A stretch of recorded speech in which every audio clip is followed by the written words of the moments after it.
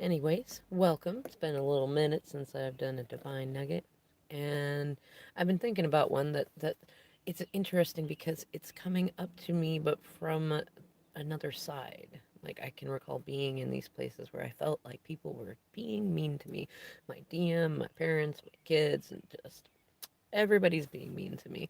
And lately, it's funny actually. Judy Garland does a song called "You're So Mean to Me," and it's very delightful. It's and and she's singing about how her singing partner is just being, "You're so mean to me," right? It's, to me, it's the perfect mixture of absurdity and like recognizing our humanness, and that sometimes we can be a little mean. And and I was also thinking too, I mean, there's been many that I've heard from and talked to that, like, when we talk about the reflection and when we see that somebody else is being mean to us or lying to us or not acting in accordance with our inner compass, our code, and it's hurting us, we're often going, but I'm not being that way. And the hard part is that you're right and also not quite correct, because what often happens is that if you can look around and say that you are genuinely being honorable, you have good integrity with everyone around you, then there's one place left to look, and that's in here and in here. How are you talking to yourself?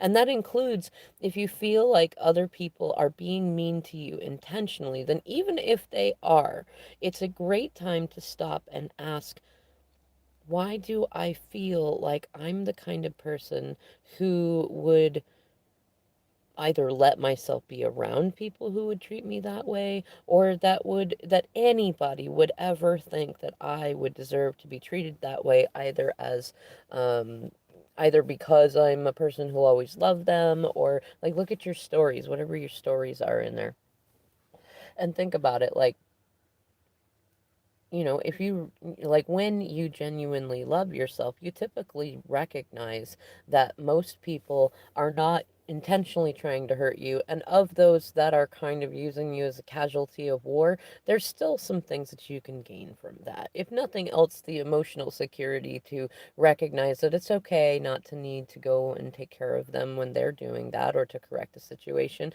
and to be able to refocus at any point in time on things that bring you a great deal more pleasure than thinking about who might be being mean to you. And that's, I mentioned something in the Port Wonder video that I did about that. But and karmic carnivals like this, especially when Saturn goes retrograde, they're that's usually what they come to help us focus on, is the distortions. And usually when somebody is being mean to us, it's often about something that we are mean to ourselves about. And that's where we draw in that reflection. And sometimes it can be as simple as we may have called in either a person who comes in to, like, show us that we have those places where we can be fucked with because we haven't healed what caused that stuff, or it's simply like, how do I even put it? Like, sometimes, like, we're humans and we created the human experience for a reason, and that includes all the shadowy bits. Sometimes we just, we're bored, like, and what's interesting is, even like when you get into eating healthier and like cutting down on smoking or quitting smoking or less coffee, less caffeine, all that stuff, there's still the emotional side to the things that we do that sometimes that feel good in the short term and don't feel good in the long term, like picking a fight. And especially with emphasis if you have Aries placements, which I had. And my DM has a lot of them. So sometimes there's a part of our character that also grows from the conflict. So, like, it's not always like, maybe somebody who's coming to you who's being mean could be actually coming to you for growth. It's up to you which one you decide that it's going to be, right? And it's the great thing is, a part of self love is self trust. And so if you decide to take on a conversation with somebody, and you just say, okay, you know what, I can tell that there might be some conflict in this. If you go into it with the energy of, you know what, maybe there's some sort of growth need that they have, or maybe there's a growth need that I have, you go into it with a sense of curiosity and wonder, and that completely changes the way that you react to everything that then happens. So if anybody is being mean to you, like, look for the different ways that you can wonder about what that means. And it'll help you get out of the mindset of just like, people are just being mean to me and I don't know why, or people are being malicious or menacing, or they just don't like me, or when you get into that sort of vibration, first of all, give yourself grace. We all do it.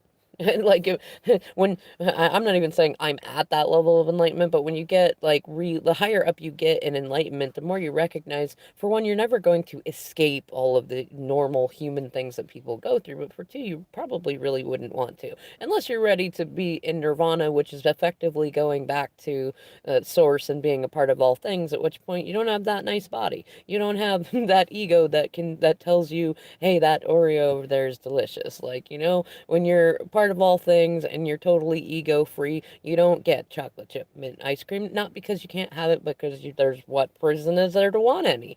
So, like, look at your own moments of meanness to others, or people being mean to you, through the eyes that spirit does, that it's a human experience. And if you don't go into it presupposing that it's going to equal a lot more mean moments, you can also go in it with a sense of confidence that, each time's going to be an up level, and you can trust yourself that you're not going to keep putting yourself in situations where you keep repeating the same fight and same argument. Oftentimes we end up manifesting the same argument over and over and over again, especially with our twin flames, because we keep fearing that we're going to have that same argument, and that we like, and in me as an 8 type, I know that I, like, in the past, I used to try to put up the best defensiveness for it. Like, I think my DMs called me a warden, a judge, and a lawyer.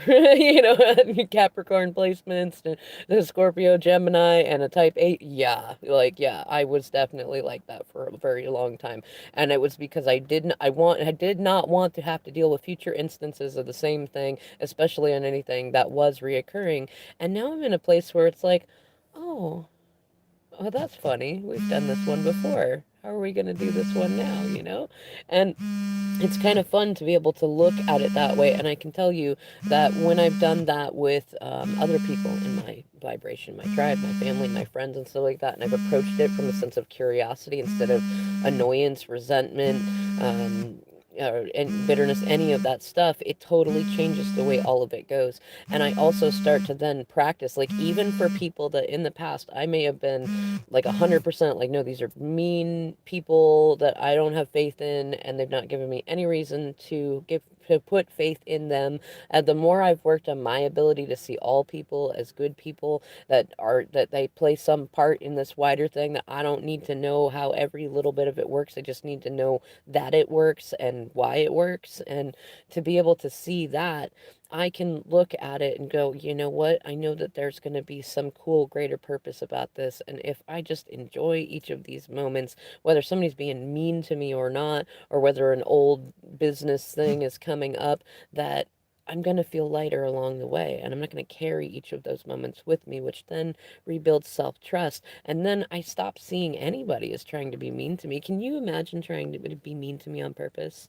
Can you really? I used to think that everybody could see a reason to, whether it was because I was weird, or because I smoked a lot, or because I didn't like pink, or because I'm an interesting conglomeration of gender expressions and stuff like that, because I'm too much, because I'm too little, all these things. And now, genuinely, in this moment, I know that I could absolutely have fun with joking about me.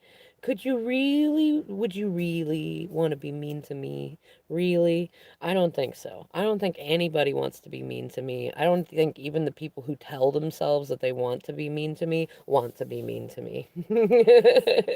And I think that that's the message that Spirit wants me to give to you in this divine nugget, that nobody wants to be mean to you. And you are the first and last most important person that you need to convince that of. So that's your homework. I'll see you in the next video. Thanks for watching.